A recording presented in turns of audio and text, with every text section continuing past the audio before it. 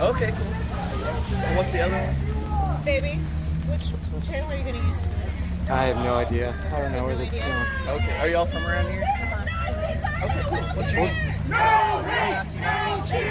Trisha. Brian. Brian, nice to meet you, Brian. What are you out here for?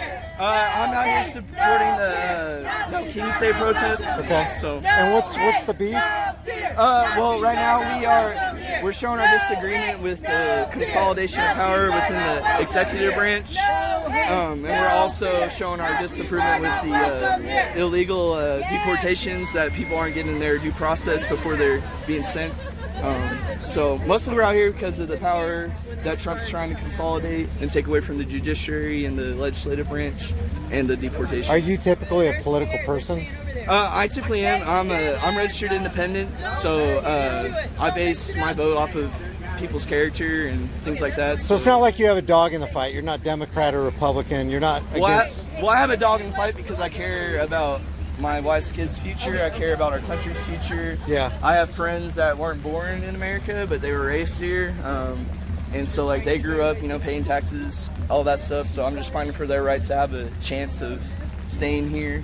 And I just believe if we don't speak up, things could get worse, We don't take a political side. We're just out here reporting, just to let you know. We're not trying to get anybody in a gotcha. But were you guys were you politically motivated and involved when Obama was president?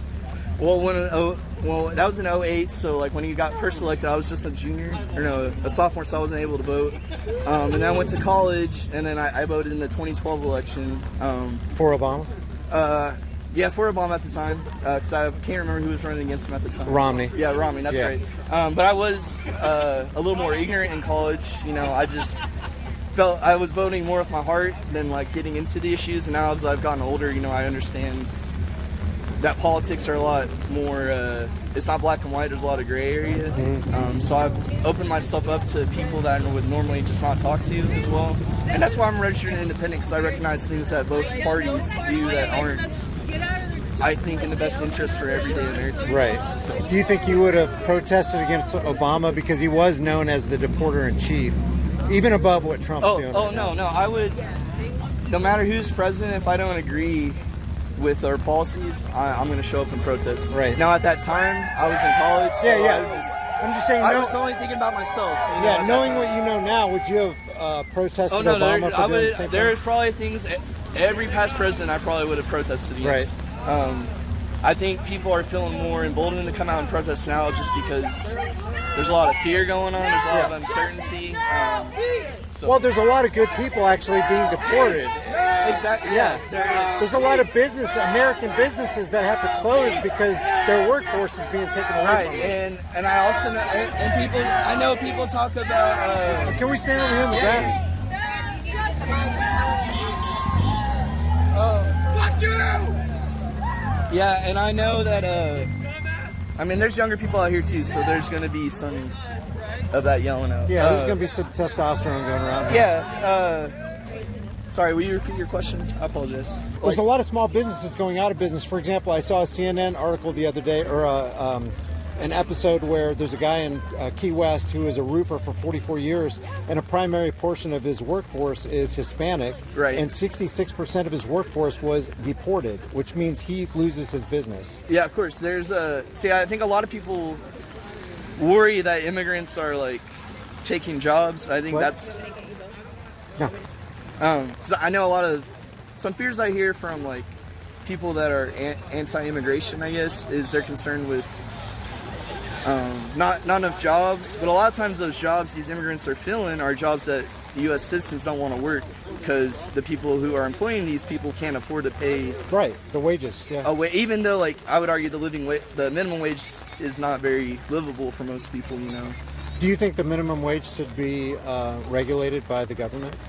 We do have a federal minimum wage, so it is regulated. Do you think they should be involved in that?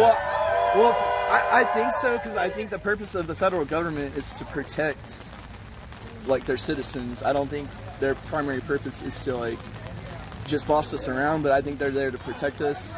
And like when the minimum wage came in, right, anybody could pay any. I mean, that came around the time when we had like child labor and things like that. Yeah. So, what's your primary beef against Trump?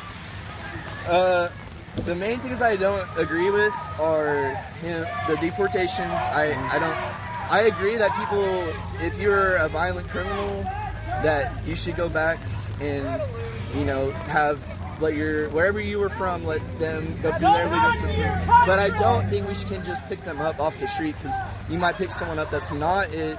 They still have that right to due process, and if they are a criminal, it'll come out right in there. And sure, if they're found to be a violent criminal and they're not they weren't born here or had the right to be here, then sure. But if there's a family that all they're trying to do is feed their kids and they're just working whatever jobs they can, I don't understand what threat they're posing to us. Yeah, I think that's fair. I think that's a fair assessment. And even our nation, right? Like, our founders were immigrants and their families were immigrants, right? And it's kind of hard because our country was founded not to protect general citizens. It was founded to protect those wealthy landowners, right, that originally were here.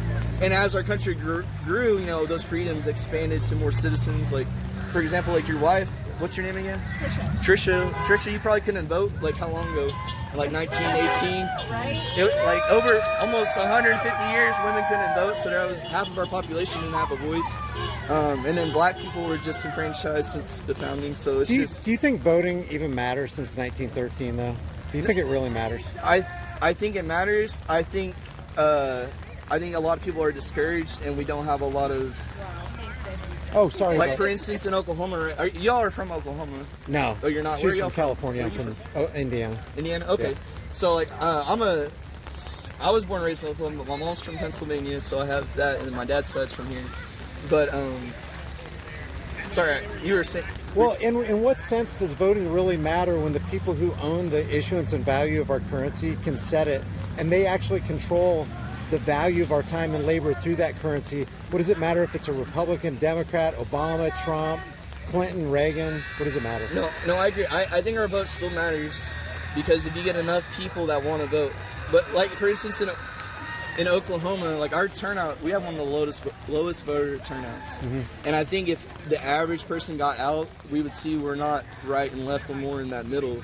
But the trouble is getting everybody to come out and just talking to each other. Right, but even if you vote for the correct president, right, over half of Congress is owned by AIPAC, which is owned by Israel. No, I agree. And when they set policies, it's for the special interests and the lobbyists, not for Americans. No, I agree, and I think that's something we still have to vote, though. We can't, if we don't vote, we're giving up, and we're just letting it essentially be like an autocracy or a dictatorship.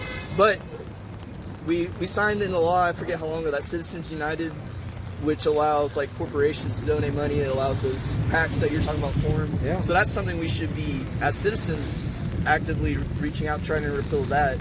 Because I agree with you, the politicians that get elected, there's a lot of face value, but then when they go and make laws, there's a lot of stuff they sneak in. Mm-hmm. Yeah, and pork barrel spending. Look at the big, beautiful bill. It's pathetic. Yeah, and it's... they're playing on people's ignorance. Oh, totally. So, totally. No, I agree with you. I agree, like... And there's a lot of uninformed voters. They don't even know what they're voting for. They don't know who they're voting for or why. They don't know the policies. They just know they like Obama or they like Trump or they like Biden. Yeah, they go off of, like, who hits them emotionally the best. Yeah, and exactly.